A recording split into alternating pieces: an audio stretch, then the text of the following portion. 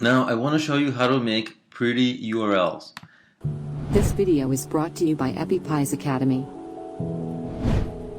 When your default setup for WordPress gets installed, your default is going to be the URLs are going to be a little bit ugly, and I'll show you the difference. So what you do is from your dashboard, you go to settings and you go to permalinks, and the default is something, this is the default, okay? So when a configuration gets installed, a fresh copy of WordPress gets installed, you're going to have these ugly kind of URLs for each page, and that's going to kind of show you like the ID of the post. But doesn't, it's not that pretty, and you don't know what it's about. And especially if you post it somewhere, people also don't know what it's about, and they'll be more skeptical.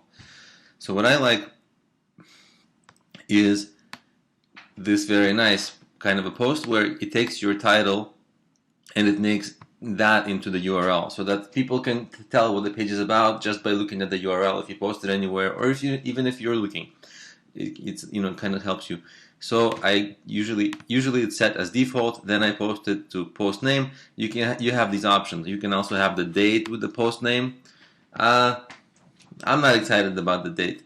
But you could do that. It's sometimes helpful to kind of have a reference check when you posted it, and for people as well. The problem is that if your post is old and it gets dated, people may not click on it because the date will be old. So I like to keep it kind of just with the name. So then I set the post name, save changes, and then all your post names will have nice URLs. Now you can actually customize the URLs. So let me show you how to customize them as well. So let's go post, let's go pages, and let's go all pages. And you do this the same for pages and posts. So we go about. Let's go about. I probably already did this, but let's see.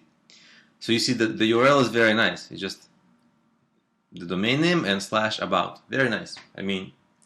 But if you don't like that, you can edit it. XYZ, blah blah blah. In this case, I don't want to edit it, but you could, and then you would update it, you would save it, and that's how you get customized and pretty URLs.